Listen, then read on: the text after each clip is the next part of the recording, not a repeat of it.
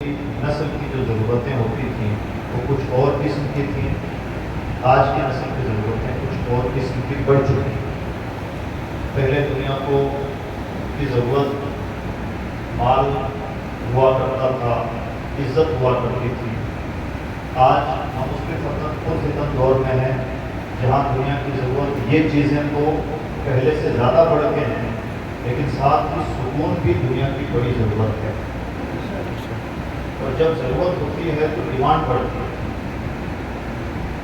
اور ڈیمانڈ کے ساتھ سپلائی بھی ہوتی ہے۔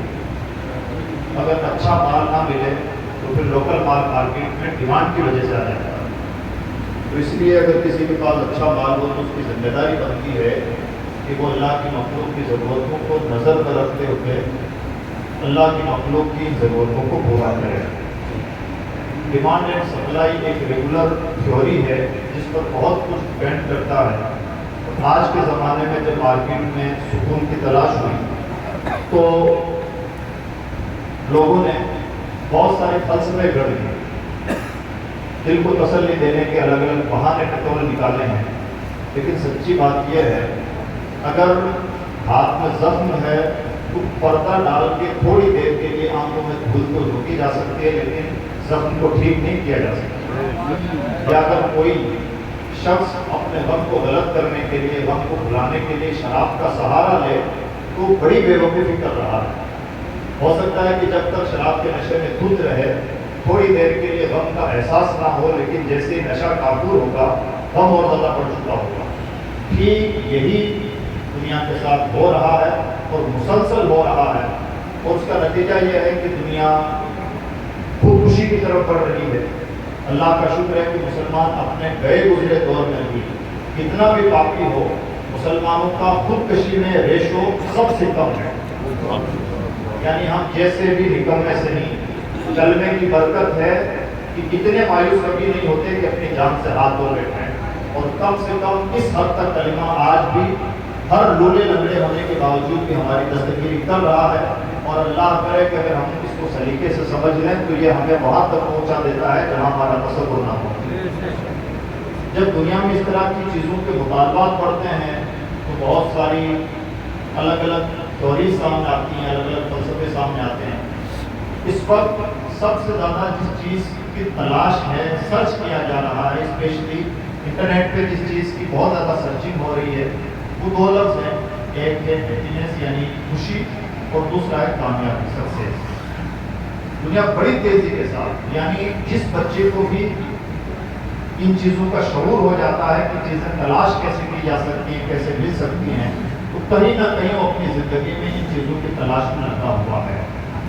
اور یہ پہلے بھی دنیا کی ضرورت رہی ہے، آج کے دور کی ضرورت اور زیادہ بڑھ چکی ہے۔ اب جب کامیابی کی ہم بات کرتے ہیں، خوشی کی بات کرتے ہیں، تو یہ کوئی نئی چیزیں نہیں ہیں۔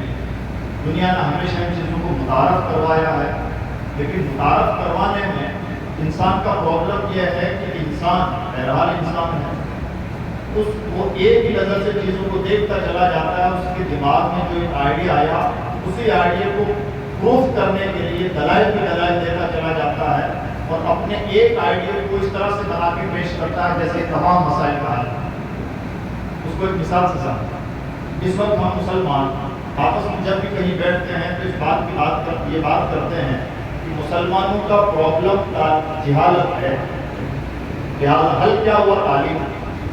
اب تعلیم ہی تعلیم کی بات مسلسل کرتے چلے جائیں گے، اور کئی مرتبہ تعلیم کی باتیں کرتے کرتے ہم اتنا دور نکل جاتے ہیں کہ تعلیم کا سائیڈ افیکٹ بھی بھول جاتے ہیں۔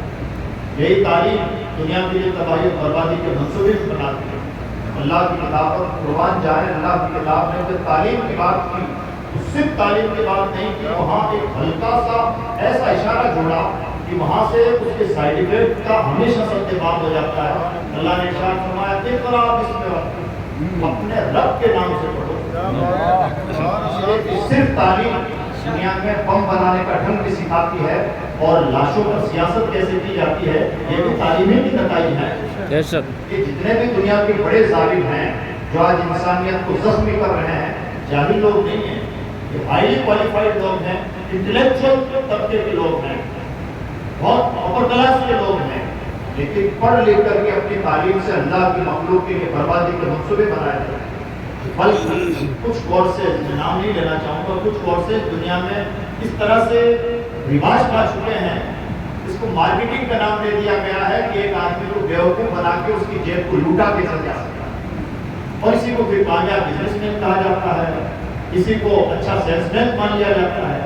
عجب عجب دنیا کے فلسفے ہیں، اور دنیا جہاں کہیں بھی جاتی ہے ایک طرف چلتی چلی جاتی ہے. جس انسان کو پیسے کمانا ہے وہ پیسہ کمانے کا ہر ہتھکنڈا بتا دیتا ہے اور ہر ہتھکنڈا اپنا لیتا ہے. وہ یہ بھول جاتا ہے کہ پیسے کے ساتھ انسانیت کی کوئی چیز ہونی چاہیے. آدمی جب تعلیم کی بات کرتا ہے تو تعلیم کی بات کرتے ہوئے اتنا آگے نکل جاتا ہے اس کے سائڈ ایفیکٹ کو اگنور کرنے لگتا ہے. اللہ کی کتاب کی خوبصورتی یہ ہے کہ اللہ کی کتاب جذبات کے انداز میں بات نہیں کرتی. اللہ کی کتاب جب کوئی تھیوری دیتی ہے ایسی دیتی ہے کہ تمام سائیڈ ایفیکٹس کو کور کرتے ہوئے چلتی ہے. کام بھی ہو، سائیڈ ایفیکٹ بھی نہیں ہونا چاہیے. اور یہی کامیابی کی کنجی ہے. جب کامیابی کی بات کی جاتی ہے تو کامیابی ملے گی کیسے؟